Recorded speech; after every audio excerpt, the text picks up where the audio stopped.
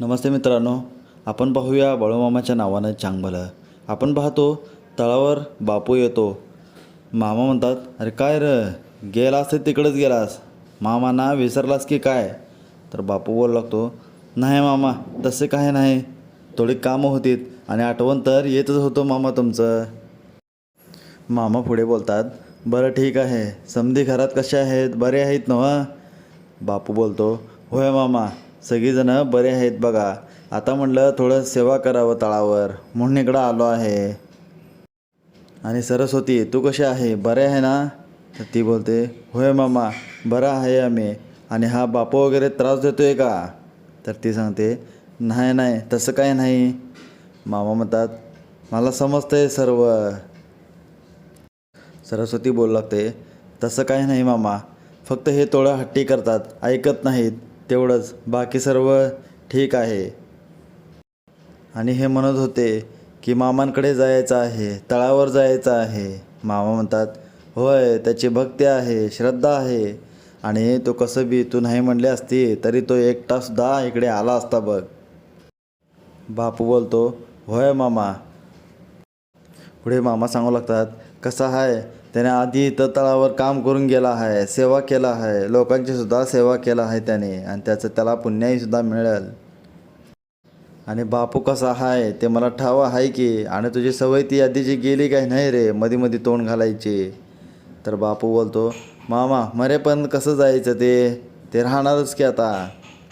मामा बोलतात, बरं ठीक आहे.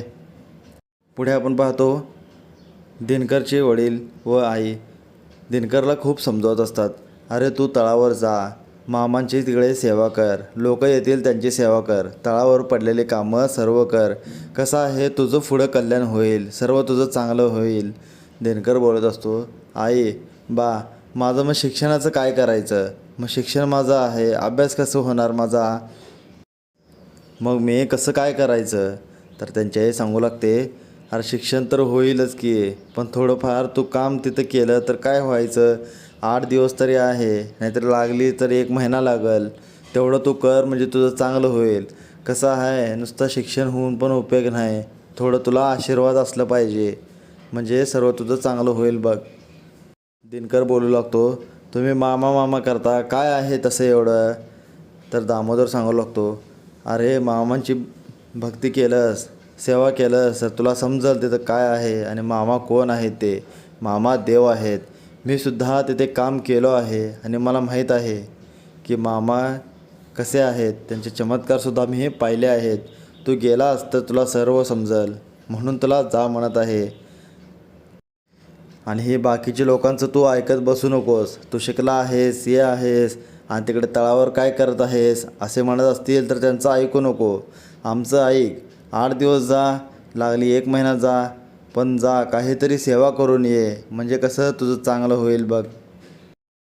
कसं आहे तू शिकला आहेस बरोबर आहे, पण तुला आशीर्वाद पण पाहिजे, पुढं तुझं चांगलं व्हायचं म्हटलं तर त्याला आशीर्वाद लागतेच, म्हणून तू मामाचा आशीर्वाद घे.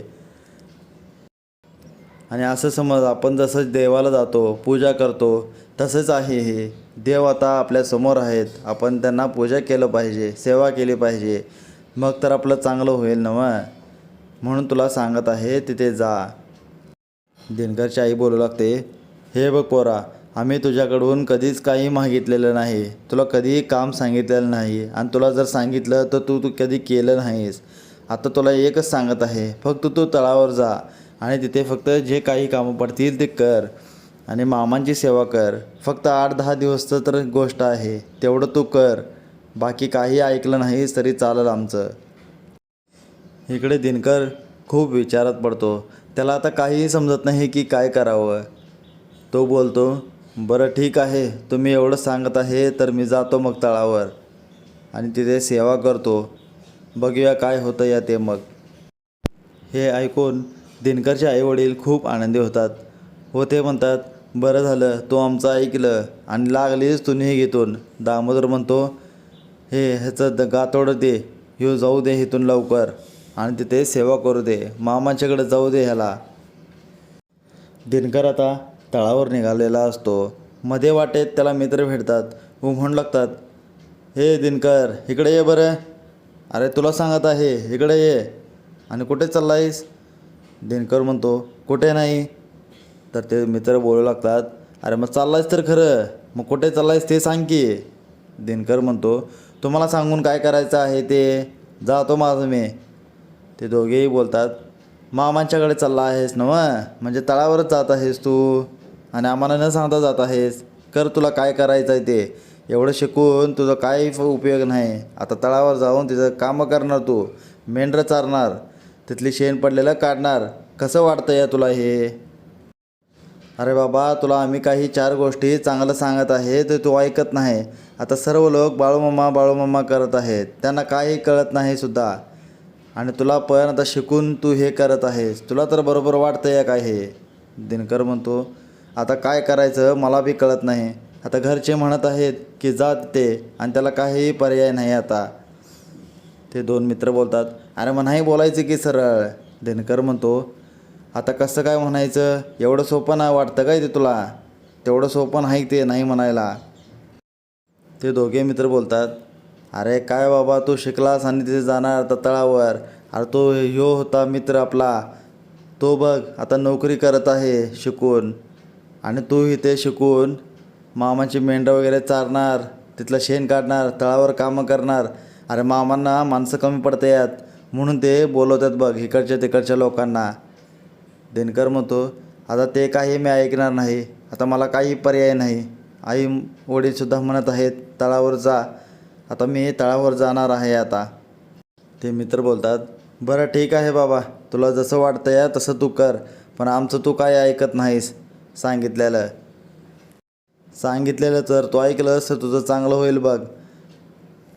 अरे मामा गावी गावी फिरतात मेंढरं घेऊन, त्यासनी चारा चारतात, आणि तळावर ते माणसं बोलवतात, त्यांना लोक कमी पडतात त्यामुळं ते बोलवतात तुम्हाला, आणि तुम्ही जाताया हे बी तुम्हाला कळत नाही.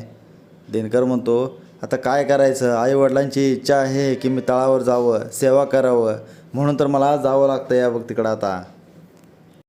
ते दोघेही मित्र बोलतात बरं ठीक आहे, आम्ही तर तुला समजावलं, आता पुढचं तुझी इच्छा, काय करायचं ते ठरव आता. दिनकर बोलतो मला जावंच लागेल, माझ्याकडे काही पर्याय नाही, असे बोलतो व तळाकडे निघू लागतो. पुढे आपण तळावर पाहतो. दत्तू मामासने सांगत असतो मामा ते धनगरचे आले होते ना व, त्यासने भाजी व भाकर द्यायचे होते, अजून ते दिलेले नाहीत, आणि तळावरसुद्धा खूप कामे पडलेले आहेत, मग तिकडे जाणार कोण? मामा म्हणतात अरे द्यायचं की त्यासनी, मग पहिला कामं तुम्हासने जमत नाही आहेत का ते सांगा. दत्तू व हुआपा बोलू लागतात मामा तसं काय नाही, तळावर थोडी कामं होतीत म्हणून दत्तूला पाठवलं नव्हतं आम्ही, मग बघतो आम्ही काहीतरी कोणाला तरी धाडतो तिकडे. मामा म्हणतात अरे कामं करा ते आधी. तेवढ्यात तिथे दिनकर येतो. तो बोलू लागतो मामा मी आलो आहे परत. दत्तू बोलतो हे दिनकर चल आपल्याला कामं आहेत, कामं करूया तळावरशी. मामा त्याला विचारू लागतात दिनकर कसे काय आला तू परत, केला होतास नव्हे इथून? दिनकर बोलू लागतो मला आईवडिलांनी परत इकडं धाडलं, तळावर जाऊन सेवा करायला सांगितले. मामा बोलतात अरे तुझी इच्छाच नाही तर मग तू इकडे आलास कशाला परत, घरातच थांबायचं की मग. दिनकर बोलतो असे का बरं मामा, का आता कामं करायची आहेत मला, माझ्याकडे काही पर्याय नाही बघा.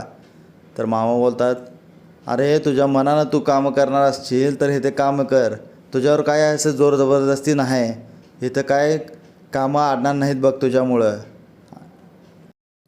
तुला कामं स्वतःहून करायची असेल तर तू करू शकतोस, नाही तर नाही. दिनकर बोलतो मी करेल मामा कामं, जी पडतील ती कामं करेल मी. त्याला मामा सांगतात बरं ठीक आहे, तो हांडा घे आणि पाणी घेऊन ये, इथं पाणी नाही तळावर. दिनकर बोलतो बरं ठीक आहे मामा. पुढे आपण पाहतो दिनकर तळावरची सर्व कामं करावं लागतो. तेवढ्यात तिथे दामोदरच्या शेजारी येतात व ते मामासनी सांगू लागतात मामा तुम्ही जे नारळ दिला होता आम्ही त्याची पूजा करत होतो, त्याच्यावर भंडारा आला, आणि एवढा भंडारा आला आहे बघा त्याच्यावर. दत्तू व हुआपा बोलू लागतात काय बोलता खरंच काय, मग हे तर चमत्कारच म्हणायचं. मामा बोलू लागतात अरे म्हणजे आता तुमचं इथून पुढं चांगलं होणार आहे बघ. तो भंडारा दत्तू हुआप्पा तळावरील सर्व लोक ते कपाळाला लावून घेतात. दिनकरला बोलवत असतात. दिनकर काही ऐकत नाही. तो तिथेच काम करत बसलेला असतो. मामा ते पाहतात. दिनकरला बोलतात, काय रे दिनकर, आता तर तुला पटलं का? दिनकरला अजूनसुद्धा मामावर विश्वास नसतं. मामा शांत राहतात. पुढे त्याला काहीही बोलत नाहीत. इथे आपला आजचा भाग संपतो. पुढचा भाग पाहण्यासाठी लाईक करा, कमेंट्स करा, नवीन असाल तर सबस्क्राईब करा, बेल आयकॉनला प्रेस करायला विसरू नका. धन्यवाद मित्रांनो.